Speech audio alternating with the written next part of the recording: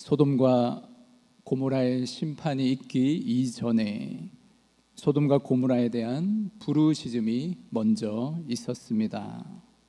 어떤 부르짖음이었을까요?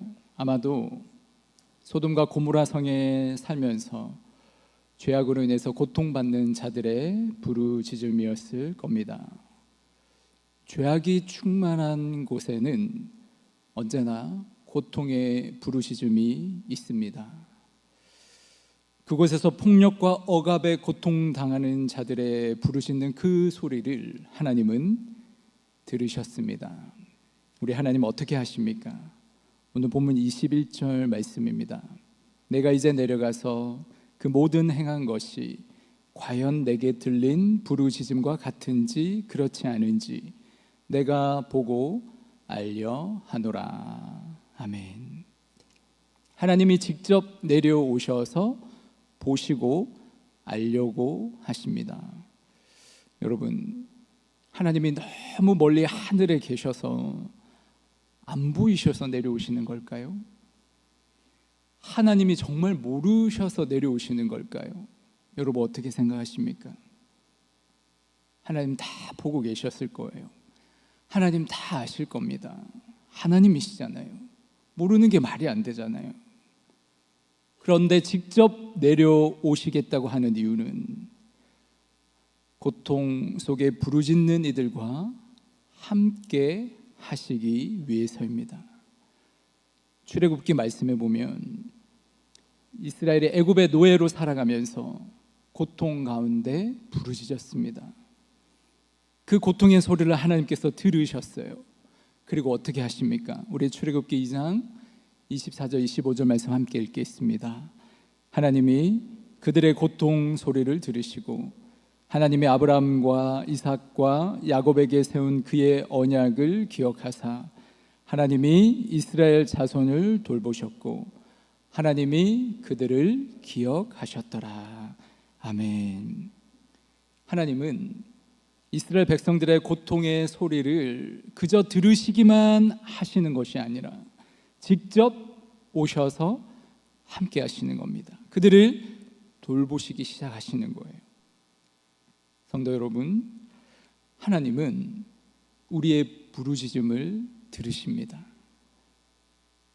들으시기만 하는 게 아니라 고통 가운데 있는 사람들을 찾아가십니다. 고통 가운데 너무 외롭고 혼자라고 생각하고 있었는데 내 고통 아무도 몰라주고 주님이 함께하지 않는다고 생각했는데 그게 아니라 우리가 주님 이름 부르며 때론 부르짖으며 나아갈 때 주님이 하시는 일이 뭐예요? 우리에게 오셔서 함께 하시는 거예요. 우리에게 들리지 않는다고, 우리가 느끼지 못한다고 주님이 안 계신 게 아닙니다. 괴로움과 고통 가운데 주님의 도우심을 구하며 부르짖는 자들에게 우리 주님이 지금도 함께하고 계신 줄 믿습니다. 아브라함이 소돔과 고모라 땅에 있는 이 롯의 가족들을 생각하면서 하나님께 기도하기 시작합니다. 그런데 이 아브라함의 모습과 행동을 보니까요, 뭔가 당당함을 넘어서서 어떻게 보면 매우 당돌하다 하는 생각이 듭니다. 오늘 본문 22절 말씀 우리 함께 읽겠습니다. 그 사람들이 거기서 떠나 소돔으로 향하여 가고 아브라함은 여호와 앞에 그대로 섰더니 하나님 보내신 천사 그리고 하나님과의 대화가 끝난 것 같은데 하나님의 천사들은 소돔으로 다 갔습니다. 그런데 아브라함은 하나님 앞에 그대로 서 있어요. 하나님 앞에 그대로 섰더니 나는 아직 할 말이 남아 있다는 거죠. 하나님 앞에 나는 따로 할 말이 있으니 하나님 잠시만 계셔 보십시오. 약간 이런 느낌이에요. 그리고 본문 23절 말씀 서두에 아브라함이 가까이 나아가 이르되 라고 말씀합니다. 하나님께 따로 드릴 말씀이 있어서 하나님 앞에 한 발짝 더 나아가서 하나님 앞에 이야기하는 겁니다. 여러분, 아브라함이 하나님과 굉장히 친밀한 관계에 있다라는 걸 우리가 볼 수 있는 대목이에요. 더군다나 17절 말씀이 이를 뒷받침하고 있습니다. 우리 본문 17절 말씀에 뭐라고 말씀합니까? 하나님께서 내가 하려는 것을 아브라함에게 숨기겠느냐. 무슨 말이에요? 그냥 쉽게 얘기해서 하나님과 아브라함 사이에 비밀이 있다 없다? 비밀이 없다는 거예요. 하나님은 나 아브라함에게 나 비밀 없어. 내가 하는 거 다 아브라함에게 말하고 해. 여러분 요즘에는요 사람과 사람 사이에 얼마나 많은 비밀이 있어요. 친하다고 해도요 내 속 다 안 비치잖아요. 흉볼까 봐. 심지어 부부 사이에도 비밀이 있어요. 그런데 하나님과 아브라함 사이에는 비밀이 없는 거예요. 하나님 하시고자 하는 일을 아브라함에게 숨김없이 다 말씀하신다는 겁니다. 하나님 경외하는 아브라함에게 여호와의 친밀하심이 함께 있는 겁니다. 우리 시편 25편 14절 말씀 함께 읽겠습니다. 여호와의 친밀하심이 그를 경외하는 자들에게 있으며 그의 언약을 그들에게 보이시리로다. 아멘. 하나님 경외하는 사람들에게 하나님의 친밀하심이 함께하는 겁니다. 하나님이 약속의 말씀을 보여주시는 거예요. 내 눈앞에 어려운 현실이 있어도 그 현실을 향한 하나님의 선하신 뜻과 계획을, 하나님 마음을 알게 해주시는 거예요. 그래서 그 어려운 일들을 넘어가는 거죠. 우리가 내 마음을 주님이 알아주시고 주님의 마음과 뜻을 내가 깨닫게 하시는 거예요. 그래서 요한복음에 예수님이 우리를 뭐라고 부르신다고 합니까? 요한복음 15장 15절 말씀 함께 읽겠습니다. 이제부터는 너희를 종이라 하지 아니하리니 종은 주인이 하는 것을 알지 못함이라. 너희를 친구라 하였노니 내가 내 아버지께 들은 것을 다 너희에게 알게 하였습니다. 여러분 주님이 우리를 친구 삼아 주신다는 거예요. 서로 마음과 마음을 나누고 정과 정을 나누며 사귀는 오랜 벗을 뭐라고 불러요? 친구라 부르잖아요. 친구라는 말의 의미가 그렇잖아요. 친구라는 말만 떠올려도요 마음이 따뜻해지고 아련한 추억들 떠오르지 않습니까? 왜 그렇습니까? 마음과 정을 나누면서 아름다운 추억을 쌓아오면서 지내온 사이이기 때문이에요. 여러분 주님이 우리의 친구 되십니다. 이 사순절 기간에 친구 되신 주님과의 친밀함, 주님과 비밀 없는 그런 관계의 풍성함을 누리게 되시기를 소망합니다. 아브라함이 이 소돔과 고모라 성을 위해서 기도하는데요 거기 있는 많은 사람들 중에 가장 먼저 누구를 떠올렸을까요? 조카 롯과 그의 가족을 떠올리면서 기도했겠죠. 뭔가 간절한 마음으로 긴박한 마음으로 하나님 앞에 기도했을 거예요. 그의 기도의 말에 하나님께서 따지듯 당돌하게 질문하고 있는 모습을 보게 됩니다.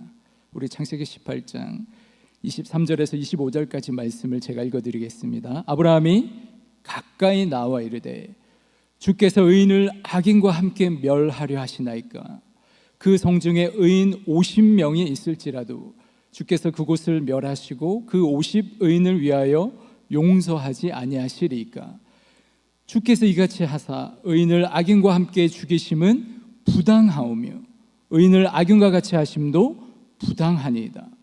세상을 심판하시는 이가 정의를 행하실 것이 아니니까. 여러분 어떤 느낌을 받으십니까? 의인과 악인을 함께 죽이심은 부당해요. 의인과 악인을 어떻게 함께 대하십니까? 부당합니다. 세상을 심판하시는 하나님이 정의를 행하셔야 할 거 아닙니까? 여러분 어떤 느낌이 드세요? 하나님을 향해서 부당하다, 하나님 앞에서 감히 정의를 운운하고 있는 거예요. 여러분 아무리 친밀한 관계라 해도요 굉장히 선을 넘는 듯한 발언 수위 같지 않으십니까? 그런데 하나님이 아무 말씀 없이 다 들어주시는 거예요. 굉장히 당돌해 보일 수 있는 말, 하나님이 그저 다 들어주시는 거예요. 그리고 말씀하세요. 같이 읽겠습니다. 내가 만일 의인 50명을 찾게 되면 그들을 위해 온 지역을 용서하리라. 화면 잠깐 띄워놔 주세요. 저는 이 말씀을 보면서 예전에는 의인 50명을 주목했습니다. 하나님이 이렇게 말씀하시는 것 같았어요. 소돔과 고모라에 의인 50이 있겠냐? 나오면 뭐 봐줄게. 그런데 이 본문을 새롭게 묵상하면서요, 의인 50명보다 어디에 더 주목하게 되냐면 온 지역을 용서하리라, 이 말씀에 더 주목하게 되고 마음이 가는 거예요. 여러분, 이 두 문장에 하나님의 마음은 어디에 더 중심이 가 있을까요? 의인 50명이 있겠냐 일까요? 아니면 온 지역을 용서하리라 일까요? 우리가 주목해 보고 싶은 것은요, 어쨌든 이 하나님의 말씀 앞에서 아브라함의 태도가 갑자기 달라졌다는 거예요. 아브라함이 이 말씀을 듣고 하나님께 어떻게 말하고 있습니까? 아브라함이 이렇게 말하고 있어요. 바로 오늘 본문 말씀입니다. 우리 27절 말씀 한 번 더 다 같이 읽겠습니다. 아브라함이 대답하여 이르되 나는 티끌이나 재와 같사오나 감히 주께 아뢰나이다. 바로 앞까지 하나님 앞에 막 따지듯 당돌했던 그의 태도였잖아요. 그런데 나는 티끌이나 재와 같사오나 감히 주께 아뢰니다, 이렇게 태도가 바뀐 것은요, 모르긴 몰라도 50명이라도 있다면 나는 용서해 주고 싶구나 하시는 하나님. 그러니까 심판하고 싶어서 안달나신 하나님이 아니라 어떻게 용서할 근거를 찾으시는, 어떻게든 용서하고 싶으셔서 그 근거를 찾으시는 하나님의 마음을 아브라함이 조금 알게 된 것 같은 거예요. 그는 더욱 자신을 낮추어서 겸손히 고백하죠. 이토록 자비로우신 하나님 앞에 저는 한낱 티끌과 재에 불과합니다. 여러분, 우리는 심판하시는 하나님, 하나님의 전능과 힘, 그 권능에서가 아니라 용서해 주시는 아버지의 마음, 그 사랑 앞에서 더 하나님의 크심을 느낄 때가 있습니다. 그 위대하고 크신 사랑 앞에서 오히려 자기 자신이 얼마나 죄인인지, 얼마나 보잘것없고 연약한 존재인지, 내가 원래 어디서부터 비롯된 존재인지를 절실히 깨닫게 되는 것입니다.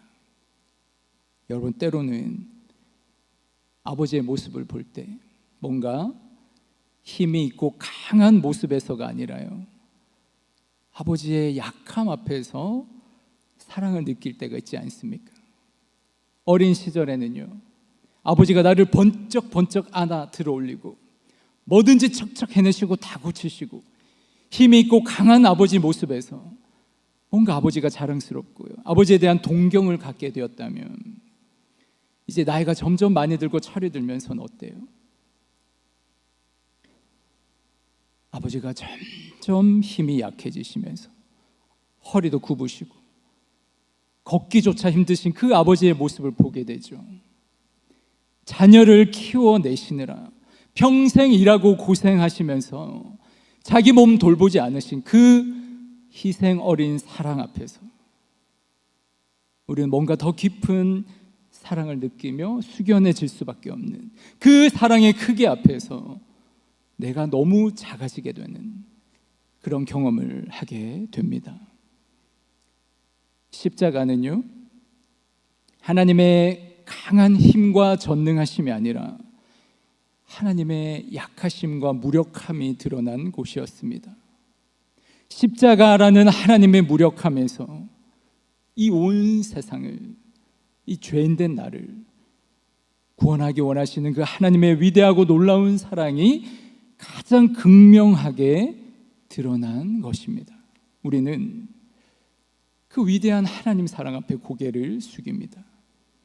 그 희생 앞에서, 주님의 그 은혜 앞에서 나는 티끌과 먼지 같은 존재임을 실감하게 됩니다.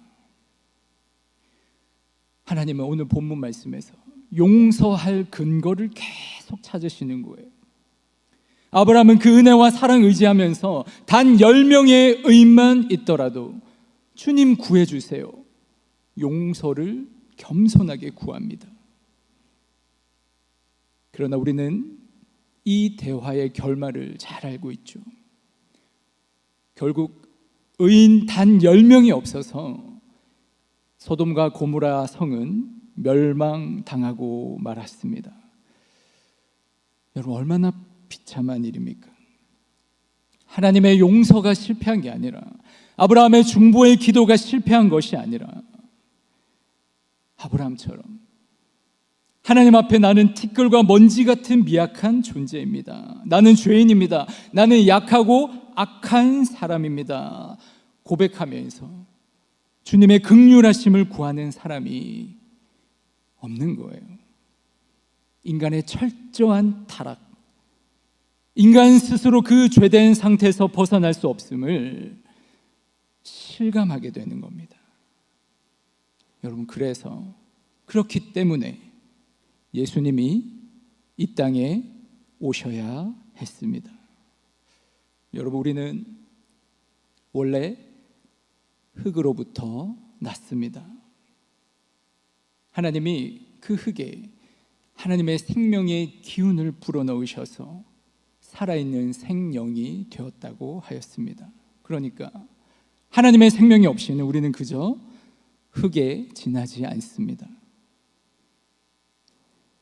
예수님의 십자가의 은혜와 사랑 없이는요, 우리는 여지없이 흙으로 돌아가서 거기서 끝날 수밖에 없는 존재입니다.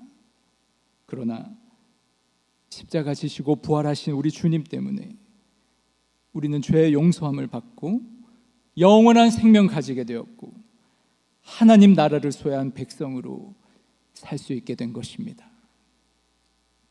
여러분, 메멘토 모리라는 말 아시죠? 무슨 뜻입니까? 죽음을 기억하라. 혹시 이 말의 역사적인 기원을 알고 계십니까? 로마의 장군이 전쟁에서 승리하고 돌아오면요, 로마 시내에 성대한 개선 행진을 벌였습니다. 시민들의 환호 속에서 장군은 마치 신과 같은 영광을 누렸습니다. 이때 장군이 탄 전차 뒤에 노예 한 명을 태우도록 했어요. 이 노예의 역할이 뭐냐? 끊임없이 그 장군의 뒤에서요, 장군의 귀에 메멘토 모리라고 속삭이는 거였습니다. 당신은 신이 아닙니다. 당신은 결코 신이 아니에요. 언젠가 죽을 수밖에 없는 인간임을 기억하십시오 라는 경고였습니다. 승리에 도취되어서 오만해질 수 있는 것을 경계하기 위한 로마인들의 지혜였습니다. 위대한 그리스 철학자 소크라테스, 여러분, 그의 가장 큰 깨달음이 뭡니까? 소크라테스 하면 어떤 문장이 떠오릅니까? 너 자신을 알라. 무슨 말이에요? 당신은 불멸의 신이 아닙니다. 언젠가 이 세상에서 사라지게 되는 유한한 존재임을 알라는 것입니다. 이 세상 만물 앞에서 내가 소유한 것이, 내가 가지고 있는 지식이 얼마나 보잘것없고 미약한 것인지, 내가 얼마나 부서지기 쉬운 연약한 존재인지를 아는 것에서부터 그의 철학은 시작하는 거예요. 프랑스의 종교개혁자 칼뱅, 여러분, 칼뱅이 기독교 강요라는 책을 썼잖아요. 엄청난 기독교의 고전이죠. 그 기독교 강요 서문에 뭐라고 얘기하는지 아십니까? 인간이 하나님 앞에 서게 되면 우리가 얼마나 티끌과 같이 보잘것없고 미약한 존재인지를 깨닫게 된다. 하나님 앞에 섰을 때 인간이 그렇다는 거예요. 그러나 우리의 유한함, 인간으로서의 한계와 미약함, 우리의 죄성을 절감하면 절감할수록 우리는 눈을 들어서 하나님을 찾을 수밖에 없다라고 합니다. 무슨 말이에요? 내가 진짜 하나님을 알게 되면, 내가 하나님 앞에 서게 되면 내가 얼마나 처참한 존재인지, 보잘것없는 존재인지를 깊이 절감하고 깨닫게 된다는 겁니다. 그런데 이 나의 연약함, 나의 부족함, 나의 완악함 보면 나에게 소망이 없기 때문에 다시 하나님께로 눈을 돌리고 하나님 의지할 수밖에 없음을 또한 깨닫게 된다는 거예요. 하나님을 보면 내가 보이고 나를 보면 하나님밖에 소망이 없다는 거예요. 여러분, 오늘 본문에 아브라함이 그러고 있지 않습니까? 하나님의 그 용서하시고 싶은 위대한 사랑 앞에서, 그 하나님의 엄중한 심판 앞에서 티끌과 재가 되어서 고백하는 거죠. 자신의 유한함을, 자신의 한계를 보는 거잖아요. 근데 그것으로 낙심하고 끝나는 것이 아니라 어떻게 해요? 주님 의지하면서 더 간구하지 않습니까? 소돔과 고모라에 하나님 찾으시는 의인 50명, 그 50명이 45명이 되고 45명이 40명이 되고 30명, 20명, 단 10명이 될 때까지 주님의 은혜를 구하고 있지 않습니까? 그렇게 할 수 있는 까닭이 뭐예요? 나는 비록 티끌과 먼지 같은 존재이지만 그럼에도 불구하고, 아니 오히려 그렇기 때문에 주님의 은혜와 긍휼과 그 사랑을 의지하기 때문입니다. 사랑하는 성도 여러분, 저와 여러분이 하나님 앞에서 티끌과 먼지 같은 미약한 존재임을 아는 겸손함이 있기를 원합니다. 그러나 여러분, 나의 미약함을 알수록, 내가 죄인임을 알수록 더욱 주님의 은혜와 사랑을 의지할 수 있는 우리가 되길 소망합니다. 우리는 티끌이지만 또한 우리는 하나님께 담대히 기도할 수 있습니다. 티끌과 같은 우리에게 생명을 불어넣으신 하나님, 우리가 약할 때, 우리가 죄인 되었을 때 자신을 십자가에 내어주셔서 우리를 구원하신 예수님, 이 제수요일 저녁 기억할 수 있으면 좋겠습니다. 그 사랑과 희생과 은혜를 기억하면서 또 묵상하면서 우리 모두가 이 사순절 기간을 맞이할 수 있기를 주님의 이름으로 축복합니다. 기도하겠습니다. 사랑의 하나님, 고통 속에 신음하는 작은 소리뿐만 아니라 고통 속에 부르짖는 그 모든 소리 주님께서 외면하지 않으시고 친히 이 땅에 내려와 우리의 친구가 되어주신 은혜에 감사합니다. 오늘 우리는 아브라함처럼 주님 앞에 섭니다. 하나님의 그 크고 넓으신 사랑과 용서하시고자 하는 본심 앞에서 우리는 한낱 티끌과 재에 불과한 존재임을 고백합니다. 주님, 이 시간 우리 이마에 재를 바르며 메멘토 모리, 죽음을 기억하려 합니다. 우리는 흙에서 와서 흙으로 돌아갈 수밖에 없는 연약한 인생이지만 바로 그 연약함 때문에 십자가의 은혜가 더욱 절실히 필요함을 깨닫습니다. 우리의 무력함이 주님의 능력이 되는 이 사순절, 나의 끝이 주님의 시작임을 믿고 주님의 십자가 의지하며 바라보게 하여 주옵소서. 죽을 수밖에 없는 우리를 생명으로 옮기신 예수 그리스도의 이름으로 기도드립니다. 아멘.